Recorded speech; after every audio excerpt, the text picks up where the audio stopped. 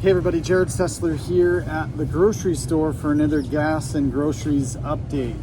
I want you to know that under conservative Republican leadership that respects capitalism, we would absolutely be able to afford gas and groceries on the same day. We've got to curb inflation. Let me talk about inflation just real quick. I'll give you an example. So what exactly is inflation? Inflation is when you have more money than you have supply. There's an imbalance there. So how do you curb inflation? Well, usually, with emphasis on usually, you increase interest rates. The feds will increase the interest rates, which puts pressure on the money supply.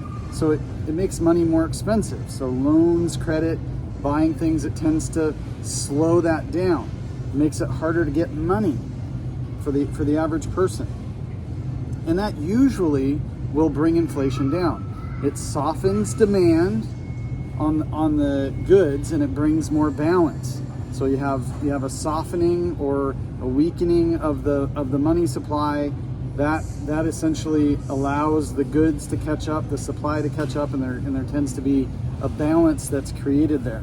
But not when inflation is intentional. And it's being fed. It's eating like a dog. And how is that happening here? Well, for starters, it's happening because we have a Congress that is unwilling to stop spending. They are unwilling to grab those purse strings and cinch it up, just like all of us do with our monthly budget at home. So we also end up with more money. You end up with more money in circulation when Congress is spending more money. You also end up with more debt, and so then you have to pay for that debt. We also have a puppet president who's bent on weakening America. Increased inflation, increased costs, all those things weaken America. Meanwhile, that same puppet president, which I think is illegitimate, also likes to blame everyone else for all the problems that he has created. So let me give you an example of how inflation is being driven and being fed. This is just one example. Energy is one of those sectors, but it's so universal and easy to understand. Energy cost, fuel cost, that affects every single truck on the road. It affects every single factory that's making stuff and building stuff. It doesn't matter whether it's food or something else. And it affects every single tractor and piece of equipment out in the field. These all consume energy. So this energy consumption and the increased cost of that energy consumption, it increases the cost of everything, and it also bottlenecks the supply. Remember, the term or the definition of inflation is when you have more money than you have supply for that money. So you have a tremendous amount of money, you have tightened supply, that means people are wanting to buy.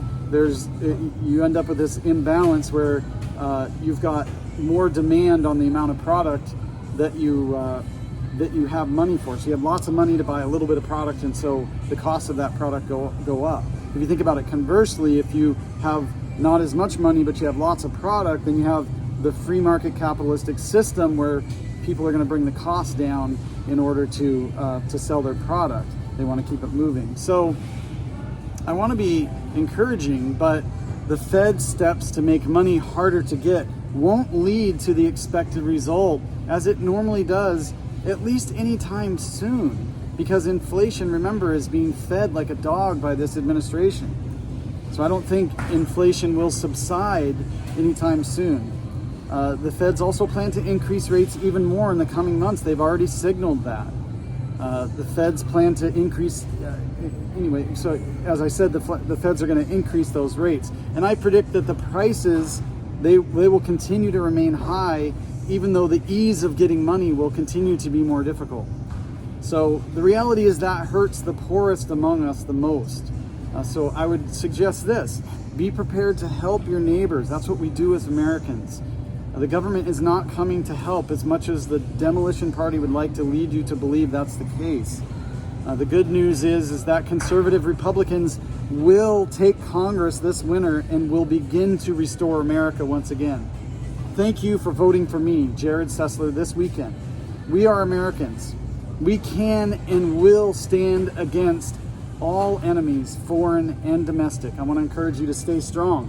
Be hopeful. Be prepared. help each other, pray, and as I tell my team every single day, do all you can and trust God for the rest. Thank you.